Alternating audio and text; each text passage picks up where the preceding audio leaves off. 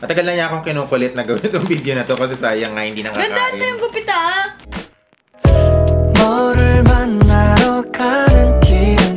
Welcome sa isa na namang episode ng JK Tries. Or isa na namang episode.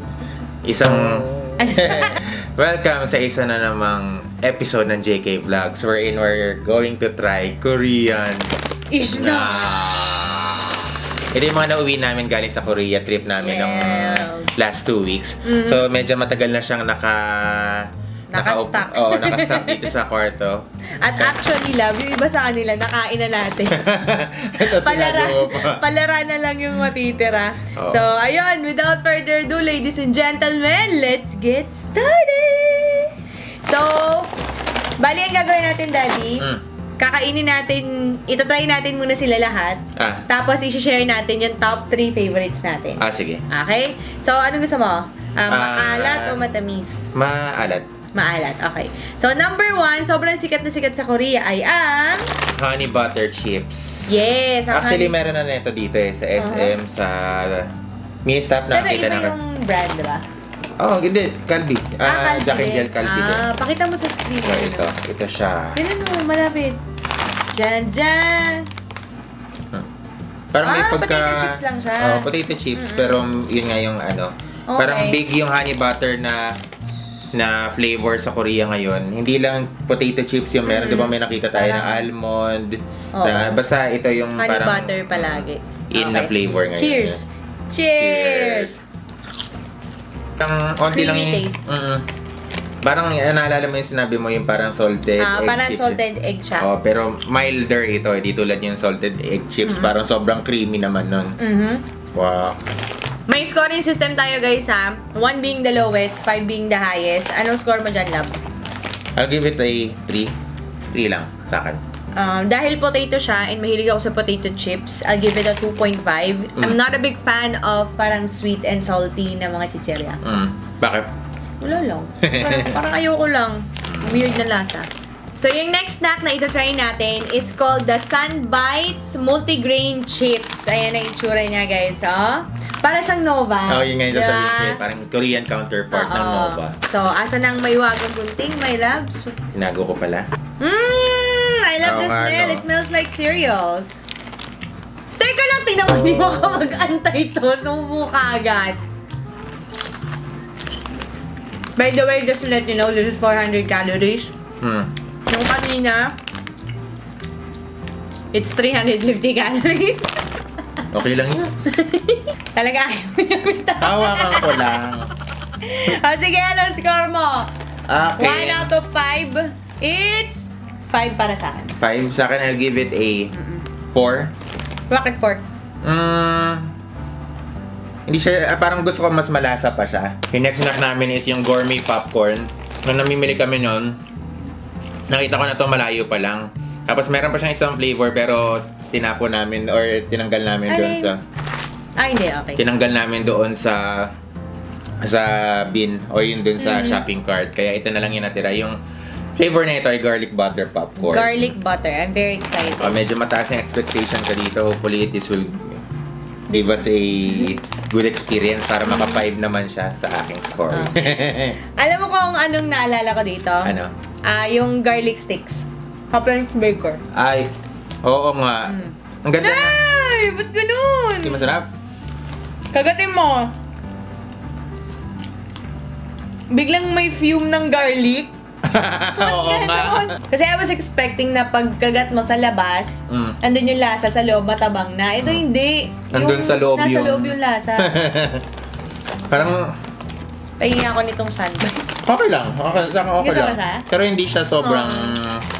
I'm not too stoked about it. Hindi ko siya bet. So, it's a 1 for me. 1? Bibigay mo? Sa akin, I'll give it a 2.5. I like it. Hindi masyadong malakas yung garlic taste niya. Now, let's move on dun sa mga snacks na I'm very excited to try kasi these are the Pocky Sticks that... kakaiba yung flavor. Yes, na mga kakaiba yung flavor. So, ito yung Pocky Sticks na pinili ko kasi ako mahilig ako sa green tea. Kasi si Daddy is siya ang pumili nito. This is just 1,500 each. 1,500 won, that is. Pero mga 1,060, 70. 60 pesos. So, eto na. Bubuksan na natin siya. Sobrang favorite ko tong blueberry nila. Smells so good. Hindi siya yung amoy artificial, Daddy. It smells legit, right?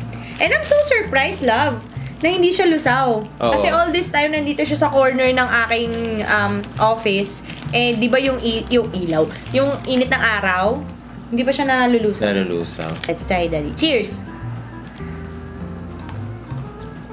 Ay, harap talaga.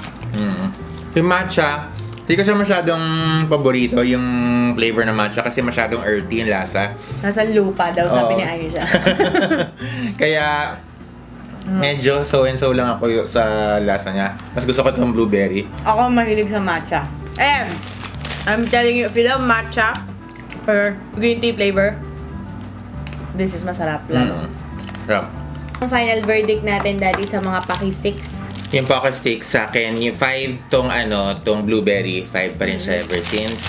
Tapos, para sa akin, itong matcha, I'll give it a 2.5. Why? It tastes so good! 2.5. Masarap siya. 2.5. Kasi ako mahilig ako sa matcha flavor. Okay na siya, pero hindi masyadong not too big.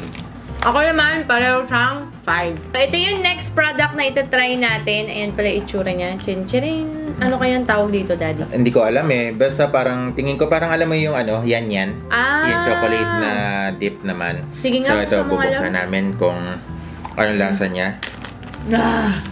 I wanna smell. Oh my gosh! Ay, hindi. Akala ko may kakaibang smell siya. Wala na basag! Tin-tin-tinin. Yan daw pala dapat pagbukas nun, no? Okay, maano ka, sumisimple ka.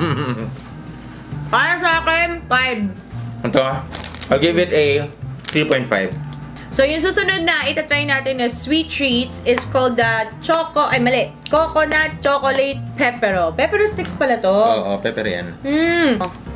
Ay, oo, no? Amoy- Parang desiccated coconut. Ito yung lasa ng mga chocolate sa Hawaii. Ah. Ay, ang ganda, love! Look, guys! Ang ganda! Ay, Okay, ito. ready? Hindi ako mahilig sa coconut, pero tikman natin. You like it? I like it. Just salty yung stick niya. Oo.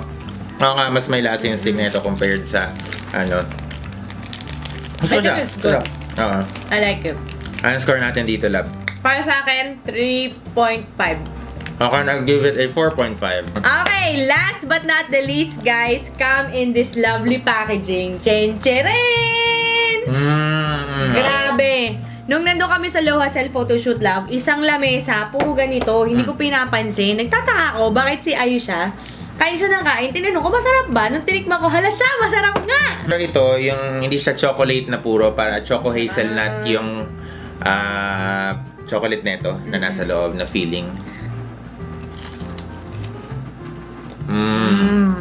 Up.